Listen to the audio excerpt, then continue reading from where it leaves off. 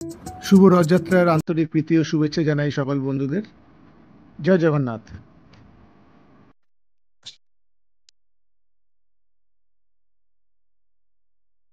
আমাদের বকুল তলায় ভিড় জমেছে, বসেছে মেলা দেখ।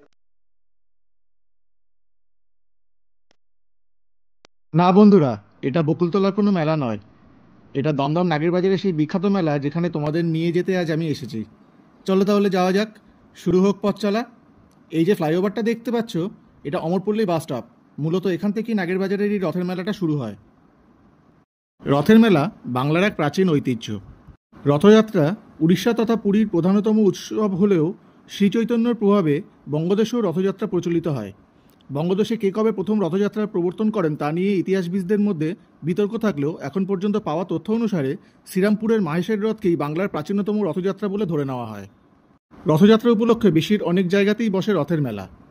মাহেশের রথযাত্রা উপলক্ষে বসা মেলাকে কেন্দ্র করে বঙ্কিমচন্দ্র চট্টোপাধ্যায় লেখেন রাধারানী উপন্যাস। রথযাত্রা আষাঢ় মাসে হিন্দুদের অন্যতম উৎসব। রথযাত্রার উৎসবের আমিজে এদিন মাতোয়ারা হয় বাঙালি।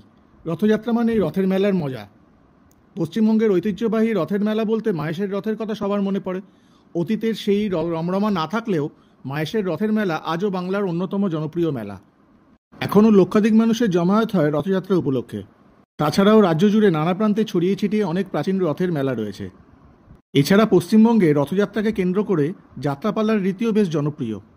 পুরীতে জগন্নাথের রথ, মায়াপুরে ইস্কনের রথ, শ্রীরামপুরে মাহেশের রথ, হুগলিতে রাজবলহাটের রথ, আদ্যাপীঠের রথ, এসব বিখ্যাত রথ তো আছেই। তা বাদেও রথ এখন সর্বত্রই আছে। বাচ্চারা কতদিন ধরে পরিকল্পনা করে নিজের ছোট্ট কাঠের রথটাকে সাজিয়ে তোলে এই সময়। রথ সাজানোর যেন এক প্রতিযোগিতা লেগে যায় তাদের মধ্যে। উৎসবে কয়েকদিন আগে থেকেই রাস্তার ধারে স্টল তৈরির কাজ, বাঁশ পোতা শুরু হতেই মেলার মেজাজ ঘিরে ধরে। আর ধীরে ধীরে রংবাহারি স্টল, দোকানপাটের ঝাঁপি খুলতেই তাতে চোখ চলে যায় স্কুল ফিরতি শিশুদের। শুরু হয় রথের মেলার অপেক্ষা। আর কলকাতায় রথ বলতে এখন গাছের মেলা দেখা যায়। দীর্ঘ বিচ্ছেদের পর কৃষ্ণের বৃন্দাবন প্রত্যাবনের স্মরণে রথের উৎসব করা হয়। এই দিন জগন্নাথ, বলরাম, সুভদ্রা মাসির বাড়ির উদ্দেশ্যে রওনা দেন এবং এক সপ্তাহ পর আবার ফিরে আসেন। ভারতের সর্বাধিক প্রসিদ্ধ রথযাত্রা পুরী শহরের জগন্নাথ মন্দিরের রথযাত্রা। রথযাত্রা শুধু বঙ্গ বা উড়িষ্যাবাসীর নয়, এই উৎসব এখন সবার, গোটা বিশ্বের। শুধু রথের দড়িতে টানের টানই নয়, বড় ছোট সবার কাছে রথ মানেই পাঁপড় ভাজা, জিলিপি, বাচ্চাদের নাগরদোলা, এখন অবশ্য বিভিন্ন রকম নানা রকম রাইড। এগুলো ছাড়া রথের মেলার কথা ভাবাই যায় না। রথের মেলায় গাছের সঙ্গে রঙিন মাছ, পাখির বাজারও হয়। মেলা মানেই আনন্দ, আর রথের মেলা আনন্দের সাথে বৃষ্টি ভেজা, তার মজাই আলাদা। বৃষ্টিক্লান্ত প্রকৃতি এই দিন সেজে ওঠে নিজস্ব ঢঙে, আপন ছন্দে। এই রথের মেলায় প্রধান আকর্ষণ পাঁপড় ভাজা আর জিলিপি। বিভিন্ন রকম পুতুল, ঘর সাজানোর জিনিস সবই পাওয়া যায় এই মেলাতে। এখন তো বিভিন্ন রকম আচারের স্টলও বসে এখানে। কত লোকের সমাগম দেখো এই মেলাতে। ভিড়ে ভিড়। ছোট ছোট শিশুদের তাদের বাবাদের পিঠে চড়ে ঘুরে বেড়ানো দেখে মনটা যেন শৈশবে ফিরে যেতে চায়। কত সুন্দর এই দৃশ্য।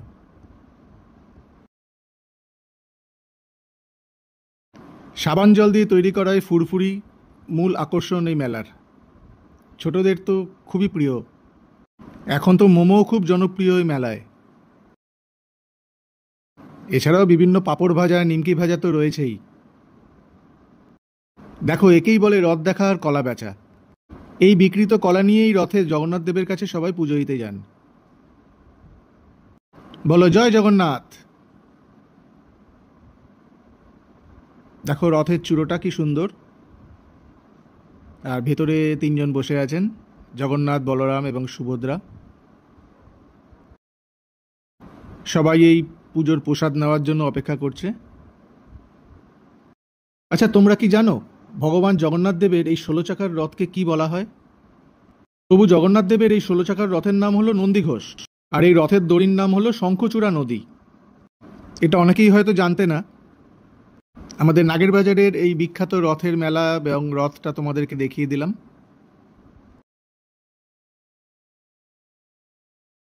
চলো তাহলে আবার দেখা হবে উল্টো রথের দিন। এবার বাড়ি ফেরার পালা। ভিডিওটা ভালো লাগলে অবশ্যই কমেন্টের মাধ্যমে জানিও বন্ধুরা। ভিডিওটা ভালো লাগলে অবশ্যই লাইক, কমেন্ট, সাবস্ক্রাইব করে নিও।